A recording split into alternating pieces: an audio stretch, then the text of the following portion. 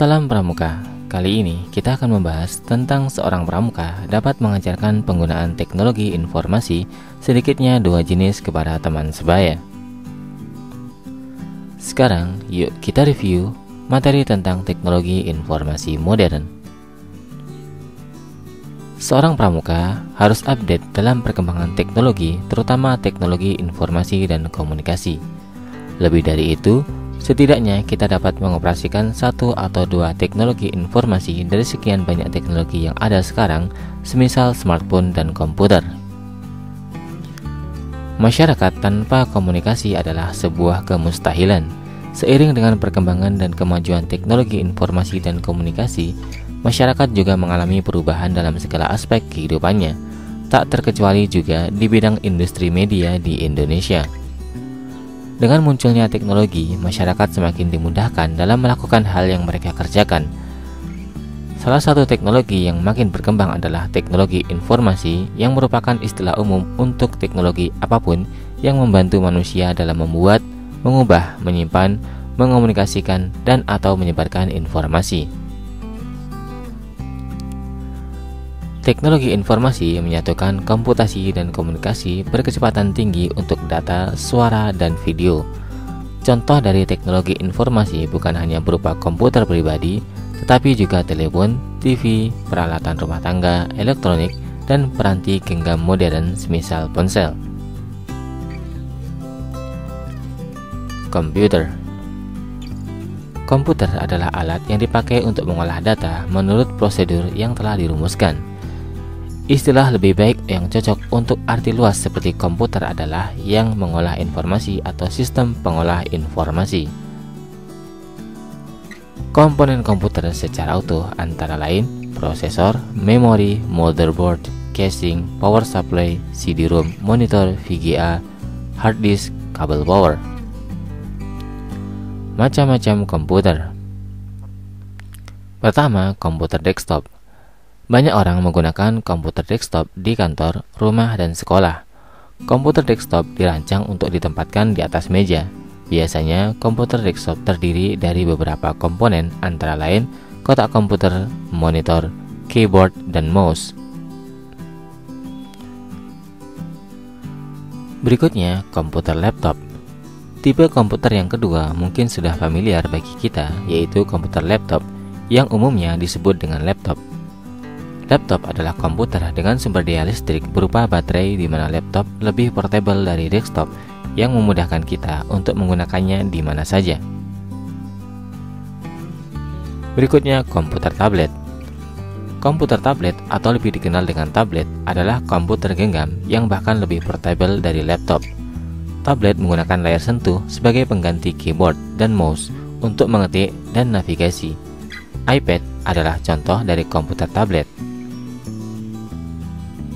Berikutnya, komputer server. Server adalah sebuah komputer yang mengolah permintaan informasi dari komputer lainnya yang terhubung dengannya pada suatu jaringan komputer. Sebagai contoh, kapanpun kita menggunakan internet, maka kita sedang melihat informasi yang tersimpan di server.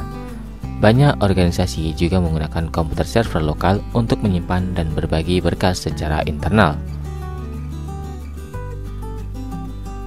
Cara menggunakan komputer. Pertama, pastikan semua perangkat komputer terpasang dengan benar. Hal pertama yang harus kita perhatikan adalah memastikan bahwa semua perangkat komputer yang terpasang dengan benar, seperti kabel power, monitor, keyboard, mouse, dan lainnya. Karena bagaimanapun juga komputer merupakan sekumpulan komponen, maka dari itu komponen komputer harus saling terhubung dengan baik dan benar. Kedua, perhatikan arus listrik. Komputer merupakan sebuah perangkat elektronik yang membutuhkan aliran listrik untuk menyalakannya.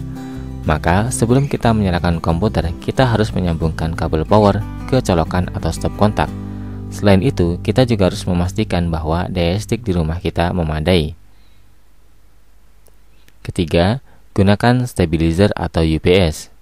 Stabilizer atau UPS merupakan perangkat tambahan yang dapat kita gunakan untuk menstabilkan listrik. Dengan menggunakan stabilizer, aliran listrik yang masuk ke komputer akan stabil. Jika kita tidak menggunakan stabilizer, ditakutkan aliran listrik tidak stabil atau naik turun. Hal ini akan mengakibatkan komputer kita akan cepat rusak. Keempat, hidupkan komputer. Cara menghidupkan komputer: pertama, tancapkan kabel power CPU dan monitor ke stabilizer atau stop kontak. Setelah itu, tekan tombol power yang ada di CPU kita. Biasanya jika komputer telah menyala akan ditandai dengan lampu indikator yang menyala. Selain itu juga akan terdengar suara kipas yang berputar di dalam CPU. Ketiga, selanjutnya nyalakan LCD monitor komputer kita dengan menekan tombol power, maka lampu indikator power pada monitor akan menyala. Tunggu hingga proses booting selesai. Setelah proses boot selesai, maka kita akan melihat tampilan desktop komputer kita. Kelima, mengoperasikan komputer. Setelah komputer kita menyala dengan baik, maka kita dapat menggunakan komputer tersebut. Kita bisa menggunakan komputer sesuai dengan kebutuhan kita, seperti membuat tugas sekolah atau kantor dengan menggunakan aplikasi Microsoft Office, atau juga untuk mendengarkan lagu, menonton film, bermain game, dan kegiatan lainnya. Keenam, mematikan komputer. Cara mematikan komputer: pertama, cara mematikan komputer berbeda-beda, tergantung dengan sistem operasi yang digunakan komputer tersebut. Kedua, pastikan semua program yang kita jalankan telah kita tutup. Tentunya jangan lupa juga untuk menyimpan aktivitas yang telah kita lakukan. Ketiga, klik Start menu atau logo Windows yang ada di pojok kiri bawah layar komputer kita. Keempat, setelah itu pilih Shutdown, lalu tunggu hingga komputer benar-benar mati. Kelima, terakhir kita bisa mematikan stabilizer atau mencabut kabel power dari stop kontak. Berikutnya, handphone atau smartphone. Handphone merupakan salah satu alat komunikasi digital yang biasa dipakai orang untuk mengirim pesan dalam bentuk teks, suara, maupun video. Selain sebagai media komunikasi, ternyata handphone juga memiliki berbagai macam fungsi yang tidak kalah penting, mulai dari penyimpanan data, pengoperasian aplikasi yang mendukung pekerjaan, hingga sebagai sarana hiburan. Handphone merupakan salah satu bentuk kemajuan teknologi yang memberikan berbagai macam kemudahan bagi manusia. Dengan teknologi ini, jangkauan komunikasi dari satu orang ke orang lain jadi lebih mudah. Terlebih lagi, dengan perkembangan internet saat ini, jangkauan komunikasi menjadi semakin luas, di mana setiap orang bisa terhubung dengan berbagai platform media sosial, saling berbincang, berkomentar, dan membahas topik menarik. Dalam hal ini, dapat dipahami bahwa perkembangan teknologi dapat meningkatkan peradaban kehidupan manusia yang semakin maju dan mudah. Hingga kini, keberadaan handphone menjadi kebutuhan dasar tersendiri bagi masyarakat. Selain sebagai media yang dapat memudahkan komunikasi sehari-hari, terdapat berbagai macam fungsi handphone yang tidak kalah penting. Berikut beberapa manfaat dari handphone dalam kegiatan sehari-hari. Ponsel pintar atau smartphone menggabungkan begitu banyak fitur sehingga menyerupai pisau tentara Swiss dan melampaui kemampuan jenis ponsel lainnya. Akibatnya, ponsel pintar menjadi perangkat yang rumit yang mengharuskan kita meluangkan lebih banyak waktu untuk dapat mengoperasikannya dengan baik dan memperoleh manfaat semaksimal mungkin. Selain melakukan panggilan telepon dan mengirim pesan, ponsel pintar menawarkan sejumlah besar fungsi yang dapat diperluas sesuai pengaturan individu. Catatan, beberapa model ponsel mungkin memiliki fitur yang sedikit berbeda. Mengatur konfigurasi ponsel baru. Pertama, buka kemasan perangkat. Periksa perangkat dan temukan fitur fisik. Kita harus menemukan tombol daya, kontrol volume, dan juga slot untuk pengisi daya dan kabel audio.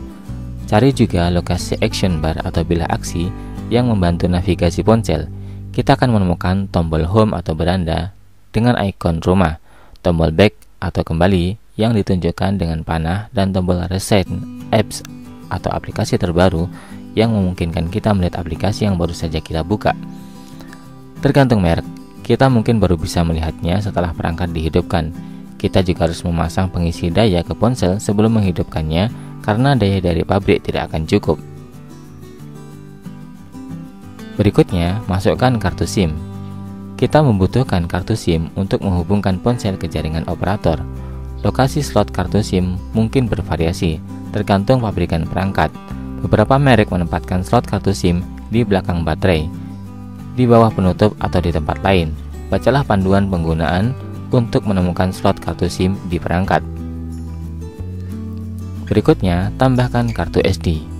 Kartu SD adalah media penyimpanan yang dapat dilepas dan memungkinkan kita meningkatkan kapasitas ruang. Langkah ini bersifat opsional, tetapi terkadang kita membutuhkannya untuk menyimpan lebih banyak aplikasi dan berkas multimedia di ponsel jika memori internal sudah terisi penuh. Slot kartu SD mungkin ditemukan di bawah tutup baterai yang mendukung format kartu SD, kartu mini SD atau kartu micro SD yang menunjukkan dimensi fisiknya. Periksa panduan pengguna untuk mengetahui jenis kartu SD yang cocok untuk ponsel.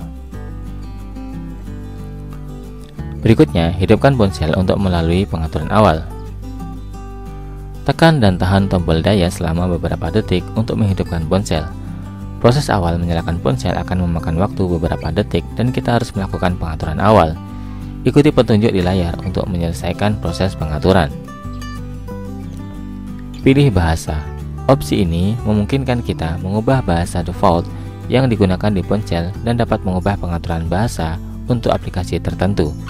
Kita selalu bisa mengubah pengaturan bahasa kemudian. Kemudian pilih jaringan WiFi. Jika memiliki paket data, kita akan langsung terhubung ke jaringan. Kita juga dapat menghubungkan ponsel cerdas ke jaringan WiFi lokal untuk mendapatkan koneksi yang lebih cepat, atau jika ingin menghemat paket data. Geserkan jari kita ke atas dan ke bawah untuk memilih jaringan WiFi yang tersedia. Kemudian ketuk perangkat untuk melakukan sambungan.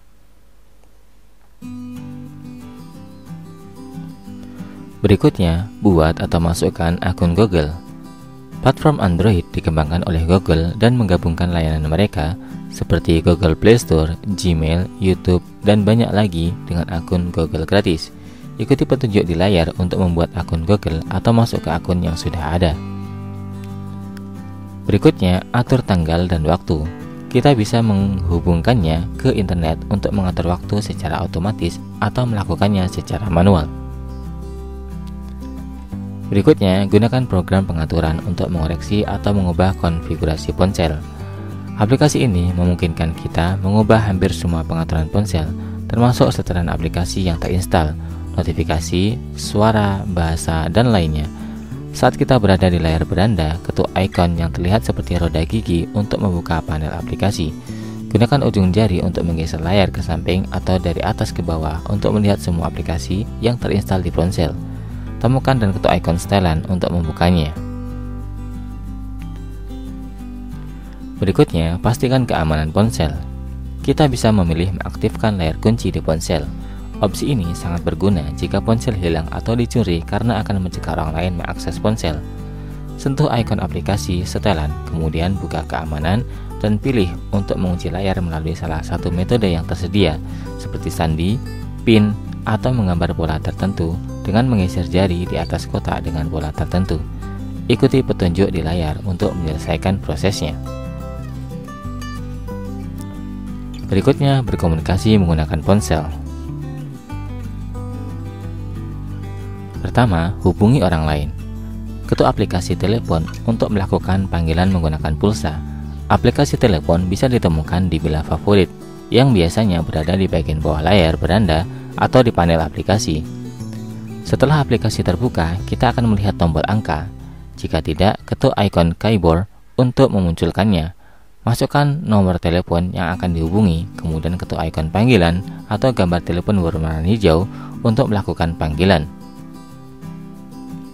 Berikutnya, buatlah daftar kontak. Ponsel cerdas memungkinkan kita menyimpan informasi kontak individual di daftar telepon personal. Ketuk aplikasi kontak untuk membuka daftar kontak. Ponsel dapat menarik informasi kontak dari kartu SIM atau akun Google untuk mengisi daftar kontak.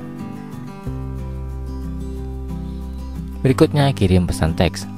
Ketuk aplikasi pesan yang bisa ditemukan di bilah favorit atau di panel aplikasi untuk mengirim teks melalui pesan teks singkat atau SMS.